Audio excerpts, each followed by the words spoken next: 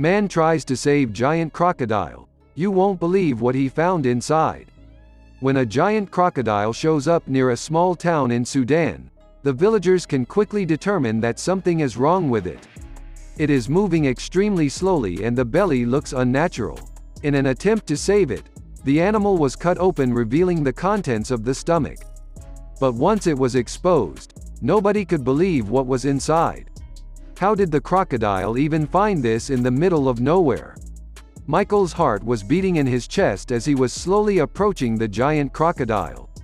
He knows he is supposed to be the brave one, but he could barely contain his nerves. One wrong move and this could be the end of his story, but Michael knew what he had to do. His mind was made up. He wanted to save this animal. There was obviously something wrong with it, and the closer he got, the more obvious it became where the problem laid, in the animal's stomach. With surgical precision, the stomach of the crocodile was sliced open, after which its contents were immediately on display. Michael's jaw dropped to the floor. How was this possible? But was Michael in time to save the giant crocodile? What did he find inside of it, and why did he even feel the need to try and save this dangerous creature? Before we go on, like this video, smash the subscribe button and click the notification bell. Let's proceed with the video. In the muddy rivers of the Nile, crocodiles are not an uncommon sight whatsoever. They have been living here for many years. These apex perpetrators patrol the waters looking for their next meal, and locals are in a constant battle of survival with these extremely dangerous animals. Oftentimes they avoid each other as much as possible. Children of local villagers are taught from an early age to stay away from the area where the crocodiles are most likely to be. Nothing good can come from a face-to-face confrontation. At least, that is what everybody always assumes. But one fateful day, Michael did something that no one in his family would have allowed if he had told them this beforehand. Michael decided to ignore all the warnings he had received over the years in the name of what he presumes to be the greater good. Michael is a 38-year-old man who has lived in a small village in Sudan all his life. This is also the place where he met his wife, with whom he started a family. They have been living together for about 12 years now. It isn't the best possible life, but it could be a lot worse. The village is close to the Nile River, and Michael's family has a small farm on which they can produce enough food to sustain themselves almost 3 times over. This means he also has the ability to help out other people in his village, making him immensely popular there. Michael is perceived as an amazing person by the villagers, but he also has a reputation for another noteworthy personality trait of his fearlessness. His family in particular knows this better than anyone. But the fact is that in Sudan, dangers are never far away. Animals or people from nearby villages with bad intentions can make the day a lot worse at any time. But Michael has always confronted these risks head-on and has some scars to show for it. If a local asks him about his past adventures, he will tell them about it with great pride. Most of the time, Michael was successful in his actions and the town loved him for it. You could almost say he was their unofficial leader. And that is why when this particular situation arose recently, they all turned to Michael to decide what to do next.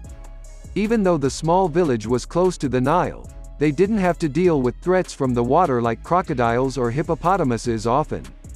They mostly just stayed in the river. The villagers also know they should not come too close to certain stretches of the river. In this way, they avoid danger. Until this day, today, one of these dangerous creatures had ventured its way beyond the riverbed. This had never happened since Michael lived in the village. That the animal had come out of the river was already a problem, but there was more to it. It positioned itself in one of the worst possible posts. An absolutely enormous crocodile with a belly as big as any of the villagers had ever seen had crawled out of the river, and there was a big problem. It laid itself down in the passage the villagers had made to let water flow from the Nile to their farms. The crocodile was blocking almost all of the water now, meaning their crops were not getting enough water. This could become a big problem, especially if the crocodile would stay here for a long time. This wasn't immediately noticed, but the village would discover the problem soon enough. Some women were going to the river to wash their clothes. There they spotted the giant creature.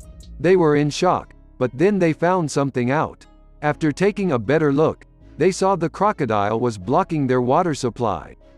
The women immediately turned to Michael to figure out a solution. Michael immediately came into action. There was no time to lose. With a couple of other men from the village, he went to check it out. It quickly became apparent how tricky this situation actually was. The crocodile didn't look like it was going to move anytime soon. The women had already told Michael how much trouble the animals normally seem to have getting out of the river. It was a miracle this giant animal had ended up in this place. Michael could now also see for himself that almost every movement this giant crocodile made seemed to be in slow motion. Moving the crocodile on their own was also not an option. Even if it was too lethargic to move and hurt them, it was still a big risk, and on top of that, this specimen seems way too big to be just pushed aside. There had to be another option. A lot of options were discussed between the villagers, and one of the most prominently suggested ideas was to kill the animal and get everybody to help move it after that. But Michael was very much against this. The idea could work, but it went against his principles. From a young age, Michael was taught the value of life, and killing this abnormally large crocodile would be an unnecessary waste in his eyes. He could not accept this. Plus, he had also noticed something when examining the animals from a bit of a distance. Michael had seen many crocodiles in his day, and by the way this one was acting and looking out of his eyes, he could tell that it was very much unwell. He wanted to help this animal. He felt he had to do something. Michael couldn't let the animal suffer like this. Luckily, Michael knew exactly who to contact for this problem. A couple weeks ago, a visitor had come to the city to discuss with them how they dealt with problems involving wild animals. This came in very handy now. This man could help Michael to save this giant crocodile. The man was a wildlife conservatism and had tried to convince them to avoid killing large and rare animals as much as possible, and if they really had a problem that they should call him first. So that's what Michael did. He called the man to ask for his help. The wildlife conserver named Jason had come to Sudan from the UK and was tasked with preserving the life of rare animals as much as possible. He knew that there were many of these animals around Michael's village. That was the reason why he had visited this place a few weeks ago. When he heard the story about the apparent giant crocodile near the small village, he was very excited to see it. However, he would not come much farther as a picture and video, seeing as he was currently about 2 days away from the location. The villagers could not wait that long to get their water supply back working. They needed to do something new, and with the news that Jason would not be able to make it to them in time, the idea of killing the crocodile was back on the table again. Not only would it provide a quick solution to their problem, but it would also give the villagers some extra food for the next couple of days. This animal was so big that the whole village could feast from it. It would also make up for some of the lost harvest due to the lack of water. Jason begged and pleaded to let the animal live, even promising to send some additional food packages to the village as a reward. Many villagers felt like ignoring Jason's advice and going ahead with their plan, but there was one person to heed Jason's words: Michael.